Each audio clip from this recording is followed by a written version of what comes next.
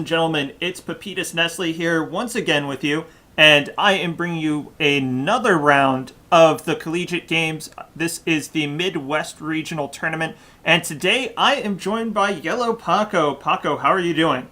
I'm doing great today, and I'm ready to cast some really awesome games. I'm excited for this one. Who do we got today? So, our first round matchup here, this will be a best of one match, and it will see Wheaton College going up against the University of Iowa. So these are two teams from that Midwest region, and both of them are vying for a spot in the national tournament. I believe it is the top four, or the winners of each region will go into a national tournament. And right now, it's been an interesting tournament to say the least. It hasn't really gone as even as I thought it would at some points, but it's been exciting to watch. These are a lot of teams that maybe didn't get such great coverage from Ivy Lowell or Collegiate Star League, so it's nice that we're giving them a new stage. Yeah. And like you said, this is a best of one single elimination, right? Right. Yeah, so there's a lot on the line for some of these colleges who really want to start to shine, and show that they got something. I believe you said earlier, like, Wheaton College is somewhat of a smaller college, right? Yeah, Wheaton College is a smaller college, and they are going up against the University of Iowa, which is, it's a large state college. So we have actually just hit Champ Select, so let's switch this on over and see what happens from the Champ Select screen. So as we said, Wheaton College is on your left on the blue side, and the University of Iowa will be on your right. So first ban out is Kassadin, quickly followed up by Kha'Zix. So two pretty strong mid lane burst assassins, with Kha'Zix also coming in as a jungler this season. And now we are waiting on the blue side to come up with their second ban. But really, Kassadin, Kha'Zix, nothing too unfamiliar there. Yeah, especially with how many Kassadin bans we have seen in the pro scene. It's really grown from the EU scene to really a global ban. Kassadin's so influential. Once you hit that level 6, you really start snowballing if you pick up even like 2 kills. Yeah, he's in, he's out. It's just a momentary thing, and he can be straight on you in the blink of an eye. Next two bans out are Annie and Yasuo. And then Akali actually coming as a third ban here out from Wheaton College. So we are waiting on Iowa's last ban here, but Annie, Yasuo, and Akali, any surprises there for you? I would say the Akali is a little bit of a surprise. Generally, because, there's a lot of ways to counter Akali, but she is a snowball type champion. Usually if Yasuo's kind of left up, Akali is a really strong counter pick, as we have seen Voy play. You have to play it to an extent, of course, but the Annie ban, that's a casual, support, but she's very strong. Of course, they did nerf her stun a little bit, but nonetheless, she's still a high priority. She's part of that big 3. Right. So, Jinx will be the final ban here from Iowa, and first pick for Wheaton will be Thresh. So, Thresh support, first pick, not a huge surprise, I would think. Of course. You have so much utility coming out from him. You have that the dark passage, which just allows you to pull anybody to safety. The death sentence for that extra tug, you get that hook, you can draw yourself in the box with great peel. But the one thing I will say is, though, with Thresh's recent nerf from I think it was a 475 range, which he had, now to 450, that's actually really low. You have to get in pretty close now to do anything, and that allows for you to possibly get out of position, and that might really the enemy laners might be able to capitalize on something like that. Right.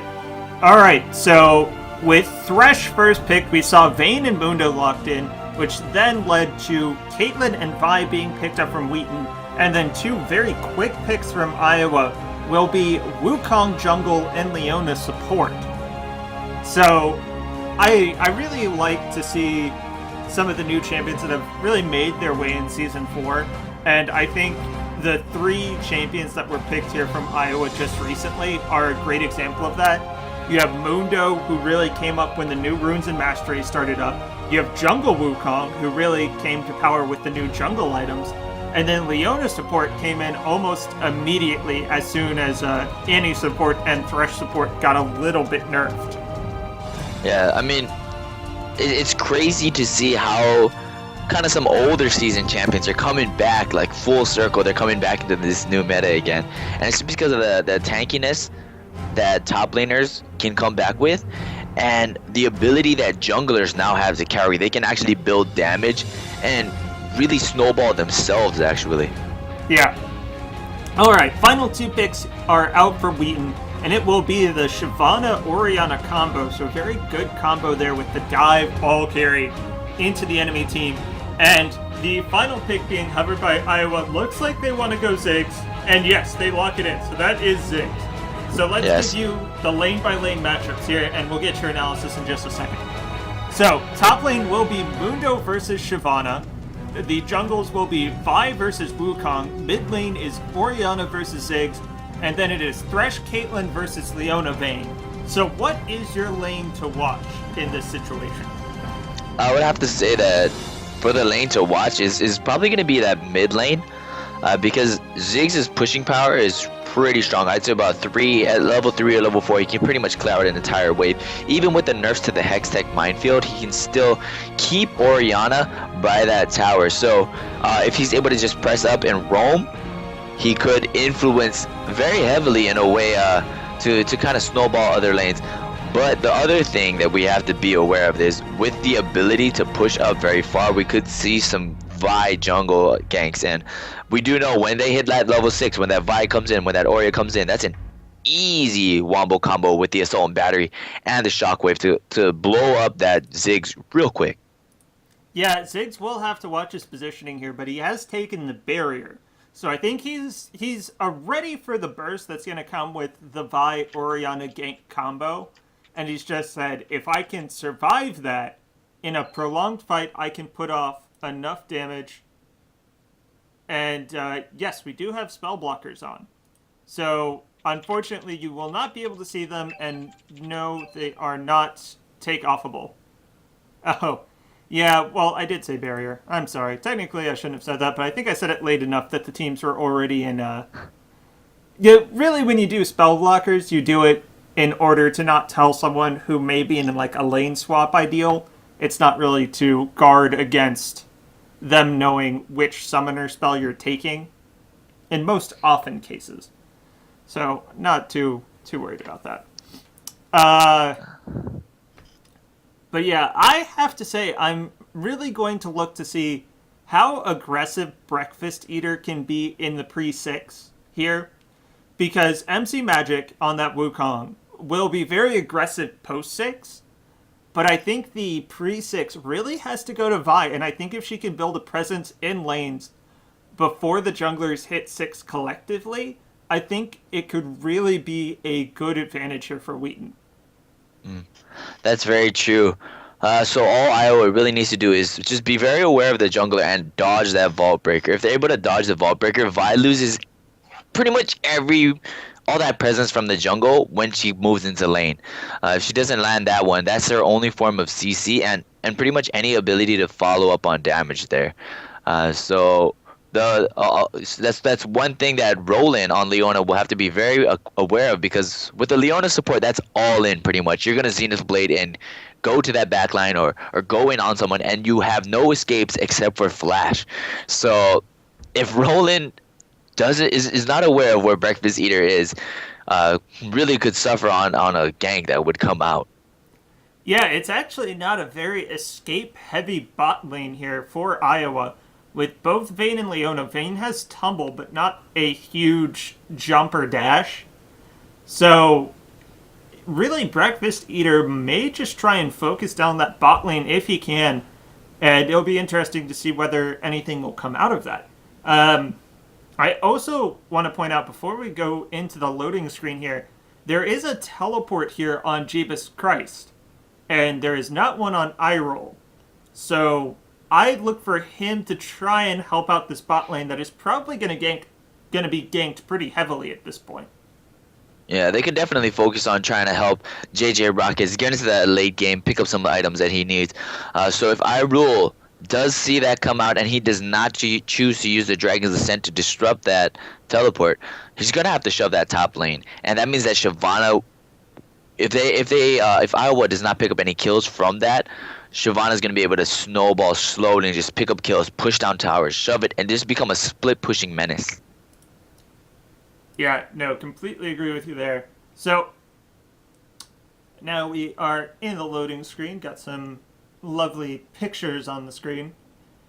And only, let's see, it is 2-1. 2-1 in the skin war. GG, right there. Skin war going over to Iowa with the nice Vindicator Vayne, which I do have to say, I love alliteration in skin names. For some reason, they roll off the tongue so much better. Like Marble Malphite or Vindicator Vayne. You know, it's all about building the ease of use. All right. What are some of the other favorite skins you enjoy then? Favorite skins? Let's see. Well, Mundo Mundo was great. That was his Halloween skin. Where he wore a mask of himself, right? And Yeah, he's looking yeah. in the mirror. Mundo Mundo was great.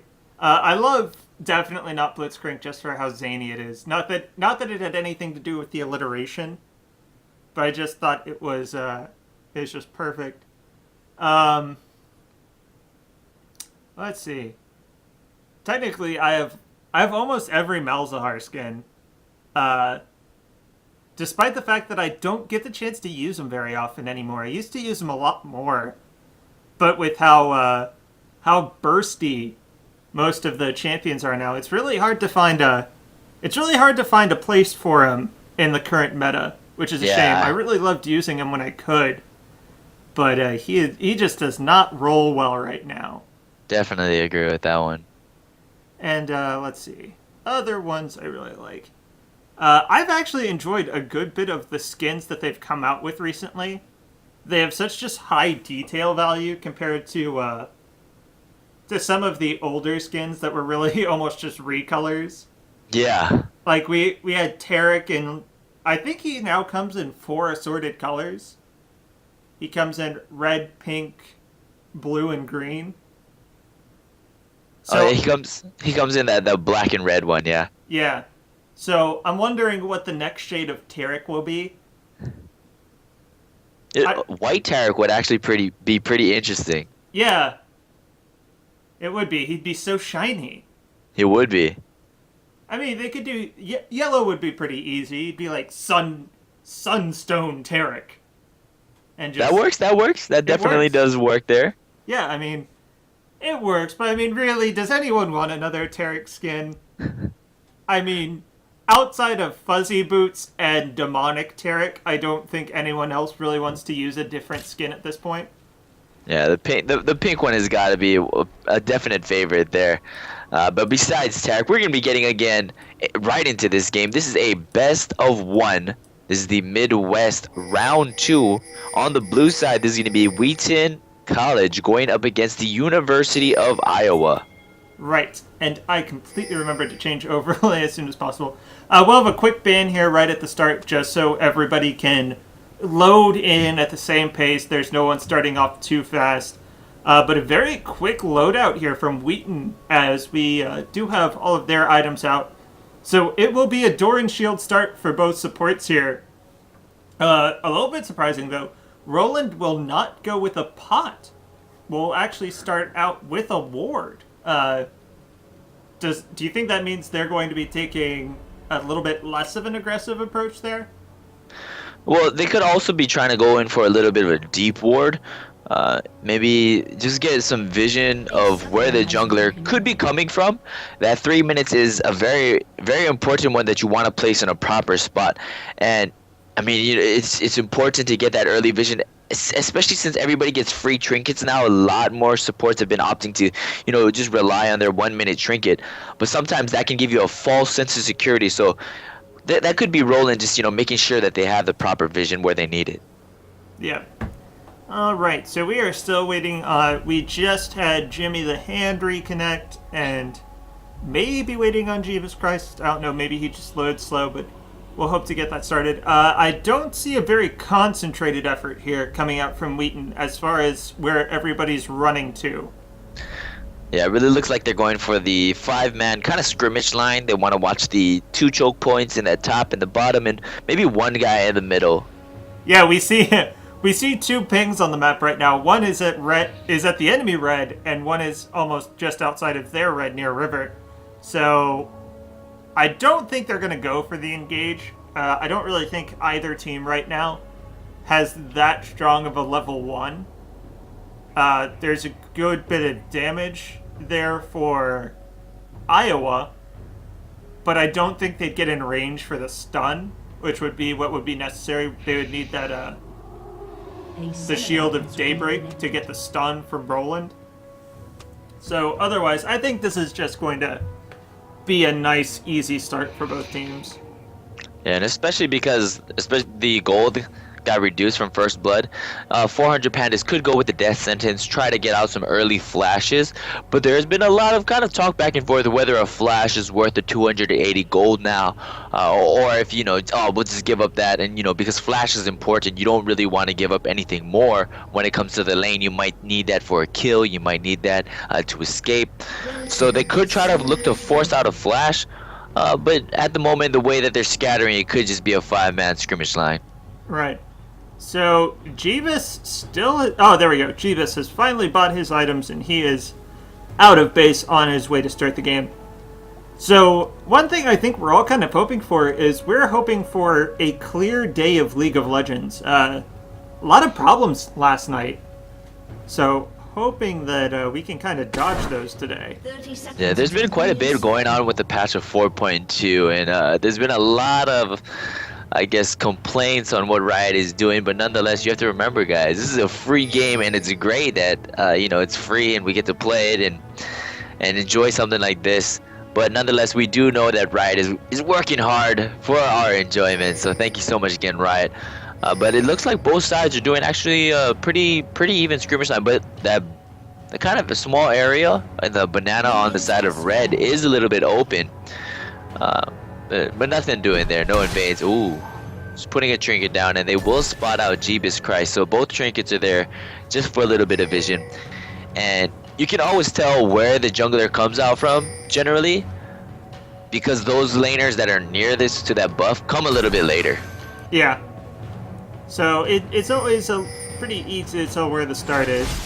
But I think for a Vayne lane here, actually being able to get the early minion advantage is really nice. Being able to hit 2 first, because one thing they want is they do not want to be initiated on by Thresh and have the follow-up damage come up from Caitlyn. If anything happens, they want to be the ones to engage. So it'll be interesting to see how they can storm what is actually a very good early game team of Caitlyn and Thresh. Yeah, and 400 Pandas actually got there a little bit late, so he's going to be slow to hit that level 2. So that means Roland and JJ Rockets could hit that level 2 first and go all in. Although Leona did opt to go with the exhaust instead of an ignite. And wow, Jimmy the had already dropped to about 130 HP. And you can really see just that Orianna passive coming in hard. Yeah, those empowered auto attacks definitely make it a lot more difficult. Both junglers here are just about to finish up their second major buff camp. So level 3s level 3s are reached, and Breakfast Eater, I think, might want to get into that into that mid lane, sorry. And it actually looks like Vi is opting to do the Wolves as well, so they're both really trying to hit that level 6 as quick as they can, and that's really where their spike is going to be, that heavy CC that comes out. Right, so with level 6 comes the Assault and Battery from Vi, and then the Cyclone from Wukong, but will Vi try and get into this lane? Oh yeah, she's looking for a little bit something over there. That's Vi gonna actually pick up that first blood, so with a really great gank. I mean, Ziggs is already low. Didn't burn any summoners though, but still, getting that first blood, that's gonna be really important. Yeah, so first blood over to Vi, and there was the advantage we were talking about earlier, is if Vault Breaker lands, she actually does have an okay pre-6 game. Whereas Wukong has a lot more troubles when it comes to the pre-6. So Yeah, he doesn't have any CC to really lock somebody down or slow them or anything. It's just a lot of empowered damage that could come out. And 400 Pandas will get engaged on by Roland, but Roland going into a bunch of caster minions as well with no follow from JJ Rockets. They actually took the bad side of that trade, and that's going to allow for early tower damage right now. I mean, they're going to just harass under that turret and cause a really bad time for Iowa. yeah, Grouse is having a lot of fun. He's just poking, and there is no one to even poke back to him. So Roland and JJ Rockets here have to be very careful. Also, there is a Vi in their bottom side jungle here. So let's see if Vi maybe tries to get into the act down here. Yeah, Vi could be coming around, but Wukong kind of senses a little bit, and they do spot her out here. That Daybreak under tower, but Piltover Peacemaker is going to be enough to pick up that one on Roland here. A little bit of a trade in that middle, but with Squishy Taco being low on mana, doesn't look like he wants to go back in. But still, a 2-0 start for Wheaton College is very strong. Yeah, and this is Caitlyn taking the advantage that she has in the early game. Oh, JJ Rockets not in a good spot. Yeah, JJ Rocket's getting a little bit caught out, but with MC Magic just there for the backup, Caitlyn didn't want to pursue any bit more, and because Fesh, taking a little bit of tower aggro, they're just gonna be like, all right, we got a good lead, let's keep it, let's play it a little bit smart, and that is exactly what they're doing. Well, Irule is playing a very passive sort of lane here against the Mundo, not really going... Oh, Squishy Taco has disconnected, and yeah, there will be the pause. So, Irule has taken Jeebus Christ down to a quarter health here. I have to assume that once he hits level 6, he is going to try for the Ignite dive and kill him before level 6 even comes up. Yeah, but the dangerous part is, if Jeebus Christ is able to hit that level 6 during the dive, he can easily activate Sadism and start to regen like a monster. And if Irule isn't able to capitalize before that level 6 hits, I mean, that could be a real quick turnaround, because those constant cleavers coming out just with the slow, if he's able to hit every single cleaver, the burnout won't be enough for Irule to be able to catch up. Right.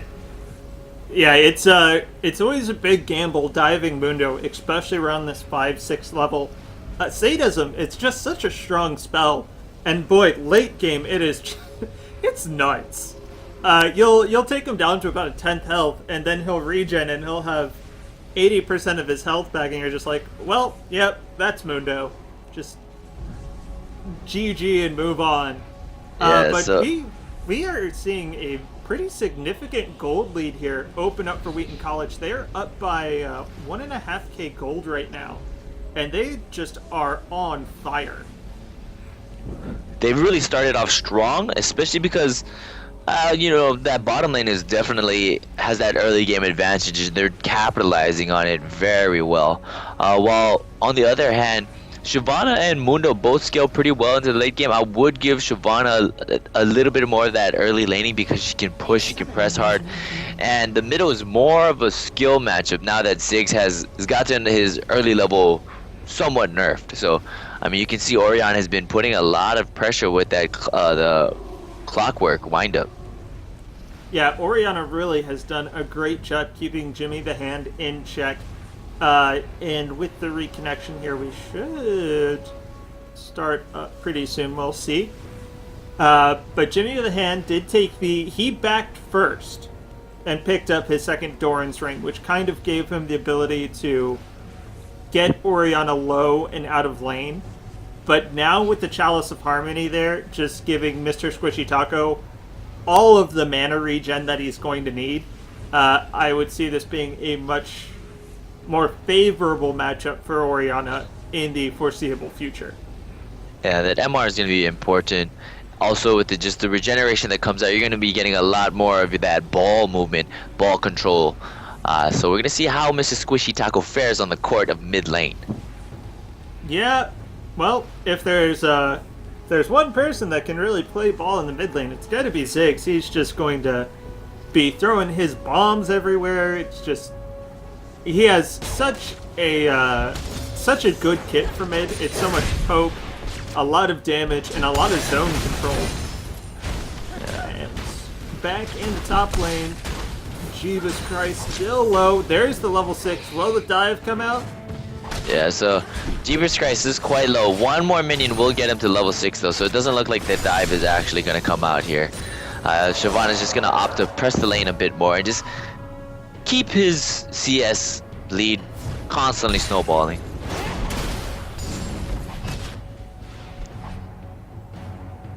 Yep, and there's the walkout, and Jimmy the Hand is once again just back to his hard pushing ways as he is just throwing bombs out with reckless abandon here, just knowing that no one's really going to be able to stop him at this point.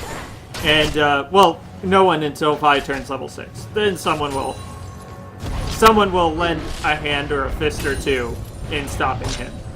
Yeah, and Vi has already come in for a gank and got that first blood off. So you do know that Jimmy the Hand is going to be a lot more aware of where Vi is if he can get a spot out. So with Vi hitting level 6 just now, kind of rotating towards the golems and might look for a bottom lane gank. Now, that trinket ward in the tri-bush, it's actually not a trinket, it's actually a 3-minute ward.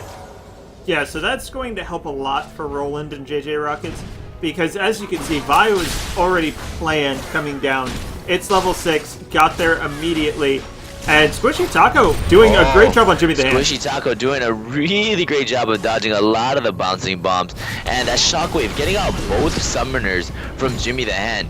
That's going to be an exposed Ziggs, and if Vi just comes to that middle, once Jimmy the Hand crosses that line, he's going to be in so much trouble, and he kind of loses a lot of his pushing potential because both summoners are popped now. Right, so that is going to be a very hard lane for him to stay in, especially if the junglers decide to make their presence felt.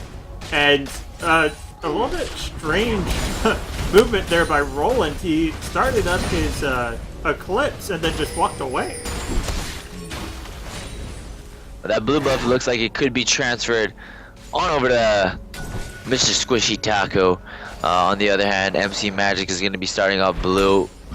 Not too sure if oh yeah, so both blue buffs are going to be given to those mid laners just for that pushing, and are going to allow for that 10% cooldown reduction. That actually helps out a lot. Yeah, you never want to be the one mid laner that doesn't get his blue if you have mana. Then it's just such a horrible feeling when your opponent now all of the sudden has 20% CDR and all of the mana they'll ever need, and you're just sitting there like, I can cast a spell every once in a while. Oh, what a great flick, stopping Roland from that dive in there. Just a quick reaction time, not allowing that Zenith Blade to connect to the back. Had that happen, they could have had a really good engage onto Caitlyn, especially because Wukong is kind of just waiting on the side for something to happen. Yeah, and actually Wukong is now in position. Yeah, and he's actually making a rotate here. He is going to go into clone mode. He's going to get the Cyclone up and get the knockup on both of them. No follow-up there. Roland is level 6, but no Solar Flare coming out here. Oh, completely misses everything. So, I mean, the Zenith Blade missed. The Solar Flare missed. MC Magic was pretty much taking on 2 of them by himself, and in that top lane they're going to dive onto Jesus Christ, and that is going to be a kill. So Mundo is taken out here, and in the bottom, Roland stepping on his trap to clear it out, and is going to take the bad trade from that. A great distance to follow up with a lot of damage from Wheaton. So Wheaton having a really good early game so far, 3-0, and taking that first tower. Yeah, so the top tower falls with a good dive by Vi and Shyvana.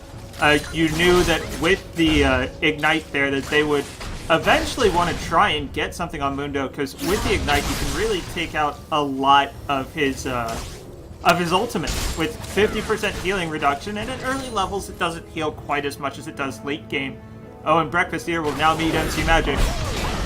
Yeah, and he's going to go on to that. He actually has a level up on him along with the red buff that it looks like he actually did get the steal because MC Magic was so long in that bottom. Or actually, no, he didn't steal that. Okay.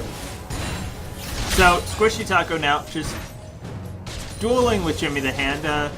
No one really taking too big of a lead there in the mid lane. The assist is helping Orianna, but nothing too sizable. But boy, Caitlyn and Thresh here Graza B and 400 Pandas, they have just done such a great job of pushing up this tower. They have made JJ Rockets lose a lot of farm so far. Yeah, they've been dominating and just putting that pressure on. And usually Leona, who's a really good lane bully, is just dominating in that. Oh, and the Harrier is there. And the Super Mega Inferno Bomb gonna be hitting, kind of getting the trade back there. So forcing both each other off, I mean, pretty low, and they're both very susceptible to any jungle ganks, not having any vision out there. So they're playing a lot more cautious now, and you can see it. Yeah, they're both now going to just start to use max range farming. Here comes MC Magic. He will just dunk that kill. Yeah, so coming in and just monkeying around all over Mr. Squishy Taco, being a little bit too, I guess, too greedy, trying to pick up some CS when, you know, sometimes you get drop low and you just got it back. Yeah, but MC Magic, he saw the low health bar from Orianna. He's like, no, this is 1Q. 1Q, guys. I can land this. I got this. I got this.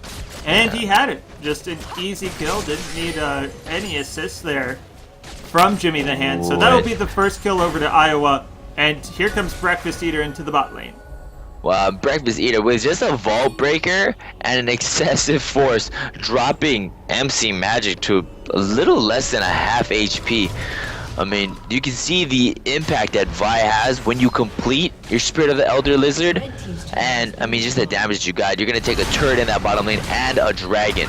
So this is a lot of objective coming into the favor of Wheaton. And Wheaton is just really snowballing their lead. It's almost at 5,000 gold now. Yeah, and I like the decision here from Iroll. He knew that Mundo in the top lane was not going to really be able to push the tower, but he did know with the teleport there, he'd be able to affect any fight that didn't have Iroll there. So Iroll took the gamble, said, you know what, I'll go help at Dragon, I'll let Mundo have some free farm and push the tower, but as long as he doesn't push the tower, he won it. Oh, and the double flash from both AD carries. JJ Rocket is on the pursuit here, but MC Magic could have gotten a little bit more than he asked here, but he does have the backup from Roland, so it's a 2-on-1, but Vayne dives under, gonna get that kill. The Mega Inferno Bomb is gonna miss everybody. Can Breakfast Eater get out of that Dragon Pit alive? It doesn't look like anybody else is gonna be coming down, so overall, just the AD carry going down on the side of Wheaton and the jungler, so it's a 1-for-1 trade overall. It is a 1-for-1 trade, but I really like the fact that this will be a kill over to Vayne. We all know that Vayne is probably still perhaps the highest scaling late game attack damage carry in the game, with the true damage that comes out from Silver Bolts. Once Vayne gets started, it is extremely hard to stop her late game, as even full tanks like Mundo can really become susceptible to her damage. So her getting a kill here after being pretty much just completely shut down in the early parts of this game puts a lot more hope on the side here of Iowa. And wow, this is actually interesting. This is going to be a blue invade, and Breakfast Eater picks it up. That's the box dropped. That is Wukong going to be saved by JJ Rockets here. And this is a complete fight that is going crazy right now. With a Vault Breaker be able to go over, and he connects out to Jimmy the Hand. That has to force the flash. No follow-up there. But I mean, getting out a lot of summoners here. MC Magic had to flash right there. Jimmy the Hand had to flash as well. So, I mean, you steal the blue buff. You force them out of their own jungle. That's so much pressure that you have exerted on this bottom side of the map. Yeah, that I do not think that fight could have gone much better without getting a kill here. For Wheaton, they pretty much stole the blue. They put a lot of people flash down, and they've really shown right now that Vi is just so much stronger than MC Magic. Yeah, and you can see, like, this is the impact that Vi has had so far. I mean, Wheaton is looking in a very comfortable position, slowly just taking these objectives and just rotating wherever they need. You can see Shyvana's in that top, just splitting by herself. So when you pull away Mundo from that top lane, you allow for Shyvana to just get some really nice farm, and getting that Blade of the Ruin King there is going to counter Vayne pretty well, I would say. Yeah, so really when you have Vayne, that's going to really be getting stronger, especially with the... Wow, 3 daggers, though. That is, that's a little bit odd. Yes. I probably would have assumed that the Vayne here, JJ Rockets, would probably go boots before picking up the blade for the Berserker Screams, but I would be wrong here. 400 Panda is now looking for a hook.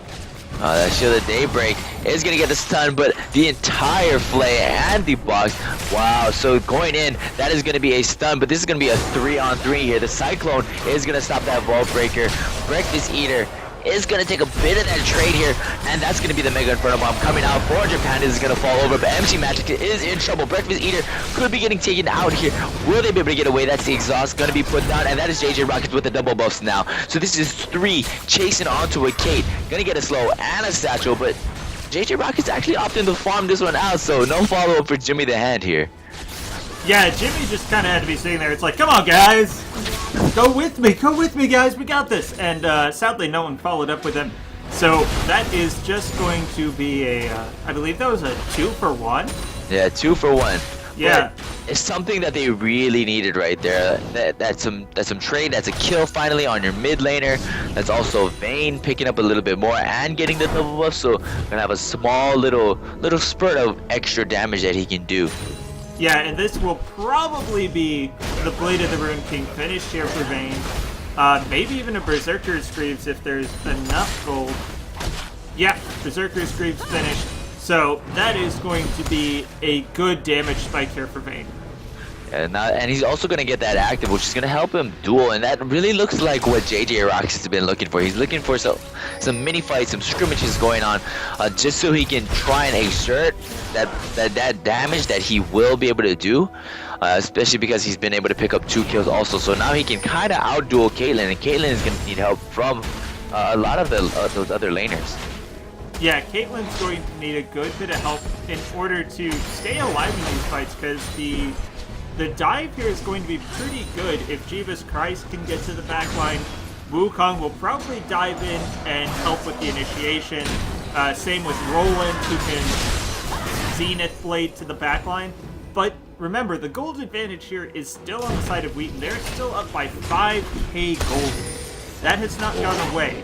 The only difference is they haven't really picked their right fights here. They haven't gotten the picks with the Vi ultimate. So I think they just need a little bit clearer burst damage to go on top of Vi's ultimate, and they will really start some better team fights. Yeah, so, well, on the other hand, if the AoE ults get locked on pretty nice, if a nice solar flare comes out, that could be really good follow-up for a Cyclone from MC Magic. But on the other hand, there's 5 in this bottom side, gonna take that dragon, and they look like they want to rotate middle and try and push this middle tower down, so that would be all the outer turrets. This is 2 dragons for Wheaton College, and Mundo is backing off. We could see him try to come back to middle lane, but I mean, it doesn't look like he'll be there in time to stop this siege. Right. This has been really good rotation by Hyrule this game. He has been down bottom for every single dragon, and he still has not lost his turret. He's exerted all the pressure he could from being able to have that early game advantage against Mundo, and that's going to start waning here, especially since Mundo has started picking up the magic resist you really need to go against Shyvana's damage. And once he's really finished that, it's going to be a lot harder for Shyvana to keep up the split push. Well, on the other hand, they're actually going to be taking this middle turret too, so this is going to be the first turret for them in the middle. While MC Magic gets caught out, he could be in a lot of trouble. That's going to be the Cyclone and the Flash out. But the Assault Battery is going to fall up here as well. This is going to be a really important fight. Gonna Vault Breaker out, no follow-up. Panda's in trouble, but Flash to the Zenith Blade. And a little bit of miscommunication here, but Hyrule getting a nice condemn so he doesn't have to go back in. Had they turned that, they could have got that fight down and been able to pick up a lot more right there for Iowa. But I mean, luckily for Shyvana, that condemn sent him back to the team. Yeah, so all in all, it worked out there for the team, and we are now just waiting to see what the next big fight here will be, as Jimmy the Hand will take his blue buff. Roland just farming up in mid a little bit. I think he's actually just weakening it. He's waiting for someone else to come. Or no, I guess he's gonna sit here and take it himself. Just whack it with the umbrella. Yeah, and it looks like he's going for either a Sunfire or a Randuin's here. He's opting to not go with any gold items. So, I mean, you can really see Thresh having a lot more on his side because he did get that Nomad's Medallion. While on the other side, the initiation is not so much because you know the Talisman Ascension helps so much, that 3 seconds of just quick movement speed for your entire team. Well, especially when you have a Mundo who has problems getting into fights. You have Wukong who has some problems getting in. And then the follow-up after you lay down Solar Flare, being able to catch up to the distance you had to cast it out in, it's really a great item for a Leona. And not having any gold generation is a little strange, but really now would almost be too late for it, considering that most gold generation items are really aimed at for when you're in the laning phase. Yeah. So now that laning phase is past, that's just not going to be something that is feasible. But you are right, it looks like that will build into a Sunfire cape here for Leona, and we have yet to see what the giant... Oh, wow! Oh, a nice shockwave right there, just catching MC Magic out, and MC Magic hasn't been in the places he needs to, it seems. Like, they've all been able to catch him out in certain spots, and every time they've caught him out, they've been able to take an objective off of that. So this could be the tier 2 in that top, being sieged them out pretty well, and you see the sadism had to be used by Jeebus Christ. Right, and as they're taking this tower, they are really just allowing Vayne to sit there and be content farming that bottom lane. And while he's farming, though, there's just Vi going in on that middle. The bouncing bomb hits. Are they gonna have enough? That is the death, the dark passage, gonna get him out of here. But behind, that is Ace in the hole. Graza B getting that one, and now Jeebus Christ is in trouble. The flash comes out, but that's 4 people on his tail. I don't think Roland wants to go in there. That could be a bad idea, but the Piltover Peacemaker gives a triple kill to Graza B. And this is important. That is 3 people down. That is a tier 2 tower in the mid down now. Wheaton College has capitalized on these objectives and on these small picks and kills that they've gotten just gracefully. Yeah, no, that was a really good turnaround, especially considering that was Breakfast Eater just being so low, and they chased onto him and not even realizing how well Wheaton was positioning behind them. And so reposition was just spot on. Yeah, so I mean, 3 towers with quick succession, a bunch of kills on people that you need. I mean, Kate's gonna go back with over 2,000 gold. We're gonna see a really strong AD carry. I mean, that late game Kate is so strong. When she's got like 4 or 5 items, she smacks like a truck, and she is slowly getting there. Yeah, and we're also going to see Ori base with just shy of 2,000 gold here. So it'll be interesting to see what finishes there. The Rabadon's death cap is finished. Blessing Wand purchased, which will, my guess will be here a Void Staff. Just make her poke and siege almost godlike here. And it is a finished Randuin's for Thresh. Yeah, so they definitely have a lot of damage, and Peel coming out, and wow, Roland just a little bit caught out. Nobody is close nearby. Jeebus actually comes in. Will he flash out? The Assault Bat is gonna get him, but Roland actually gets out of there. That's gonna be the Vault Breaker going over, but with no follow-up. Roland actually getting out. That flash is down though, so gonna have to be very careful. The flash from Roland's done, but actually the flash from Breakfast Eater and the ulti are down. While they'll easily take the dragon here, that does just mean that Breakfast Eater cannot initiate a fight for a little bit. So maybe earning themselves a brief respite here, hoping that they can get a little bit more gold onto JJ Rockets, because I think that's really their aim at this point. That's the only thing they can rely back on, is just how much Vayne will outscale Graza B in the late game. But right now Graza B has a last whisper, and she will just be eating through anyone at this point. And that's the problem, because Drowsy B is actually hitting a lot harder because he has everybody there. That's gonna be Cyclone in there with a great knockup to follow, but a great Dragon Assist. Gonna combo that as well. That is the Shockwave missing everybody actually. So this is gonna be a turnaround. JJ Rockets is in the back and nobody is touching her. That's Vayne getting all the picks that he needs to be. Squishy Taco, that's a triple kill for him. The follow-up is there. Will 400 panels be going down? Yes, so Jeebus, and this is the turnaround that they needed. That Shockwave mist was so important. Yeah, that was a 4-for-1 team fight from a team that was down about 10, almost like 13k gold. That was huge. And all of those kills going pretty much onto the person they wanted. Vayne is now 5-0-1. Has a good amount of gold here. Let's actually just take a look. Yeah, almost 2,500 gold. Yeah, 2,500. Sometimes I have to make sure that I say the right numbers. 2,500 gold here, and that's just going to help him so much. That's almost, what, a straight out Last Whisper if you wanted it. Maybe buying another attack speed item if you wanted it. So this is just going to be huge here to get Iowa back in the game. Yeah, they really needed that one right there. With a great Cyclone to knock up at least 4 people, MC Magic was crucial in that. And just the split up that they had, it was so great because they crashed, they dispersed, and actually made it difficult for Mr. Squishy Taco to get a nice Shockwave because he missed everybody. When you are getting dived on as an Orianna, sometimes you lose track of your ball because you're so focused on trying to get out of the damage and trying to get away so you can hide behind somebody that you kind of panic Shockwave.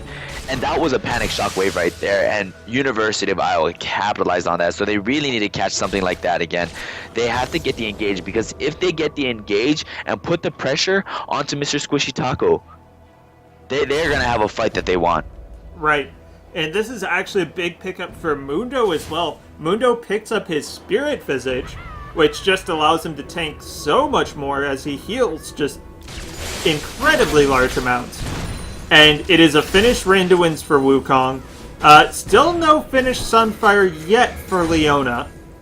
And this will also help Ziggs get well on his way to finishing his Rabadons. Yeah, so Ziggs getting close to that damage.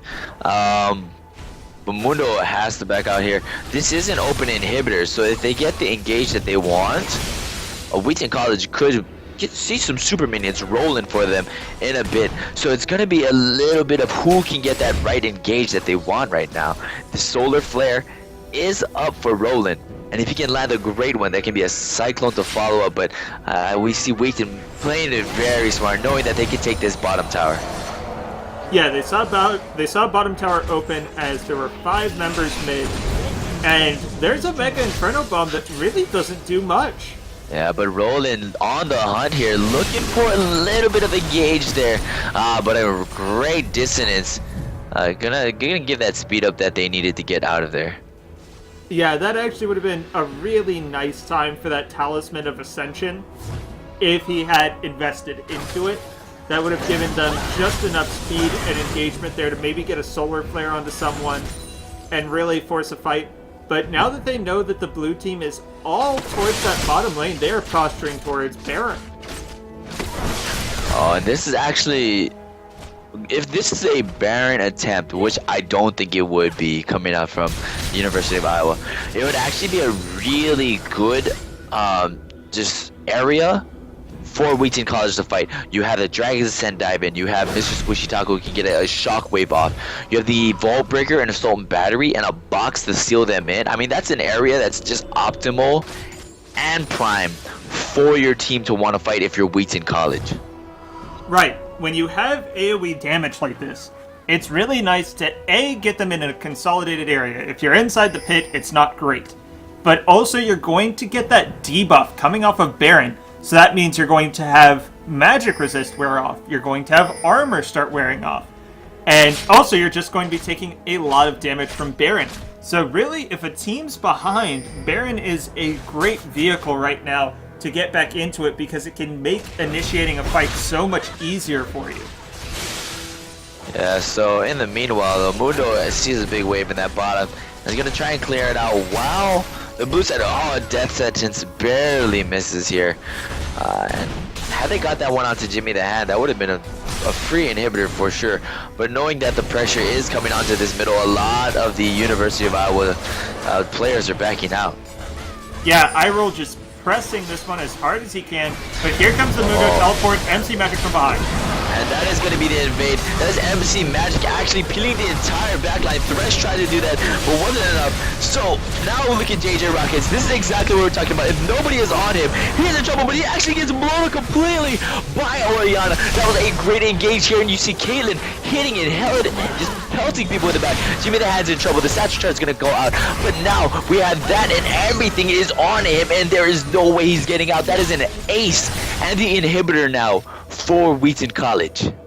Right, so Wheaton will actually pick up the inhibitor here. Their two side lanes are too pushed in order for them to go to any other tower, so I think they might take a Nexus tower here before they have to disengage. Yeah, they actually do have the damage here to take this game. The counters are coming back. MC Magic is there. If they're able to disperse this damage out, they could take the Nexus here. And this could be Wheaton College advancing over University of Iowa. Yeah, there's Wheaton GG. A pretty brazen push there. I didn't think they'd have quite enough time, but they spread the damage out. MC Magic was not able to really take anyone down. And that is the benefit to an AD-heavy team, is once you start on turrets, you can finish a lot easier. Since they had Elder Golem and Powered Vi, they had the Blade of the Rune King Shyvana, and then they just had Caitlyn dumping out the damage back there. But what was so different for that last fight that really changed it from that 4-1 we just saw for Iowa almost a couple minutes ago? What changed it was that they actually went onto JJ Rockets that time. Vi knew that, whoa, we're taking some damage from this Vayne and we haven't engaged on them. And so they turned real quick. The Assault Battery went right onto that Vayne. Nobody could peel that because, I mean, you can't stop that. That's just something that's going to happen. And the ball quickly to follow up from Orianna with the Shockwave. I'm not even sure if the Shockwave was what killed the Vayne or if it was the distance. But nonetheless, that damage was all there. And that was, you could see that was their carry. He was 6-1 at the end of the game. Nobody else had the kills or the damage to follow what JJ Rockets is. They needed to peel a little bit more for him, and they just couldn't in that last fight. Yeah, it's hard when you have Mundo and you have Wukong and you have Leona, is they excel so much in dive that sometimes your peeling can be neglected. And JJ Rockets just did not have the defense there to stay alive, didn't have a cleanse. It would have been interesting to see him maybe try and pick up a Quicksilver a little bit faster to see if he could get out of some of the duration of the Assault and Battery. You can't do that much because it's not a stun like CC or a slow like CC that you can just get out of.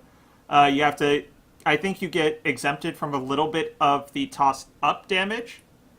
But great game for Wheaton nonetheless. That was a great fight for them right at the end. They all lived with such low health.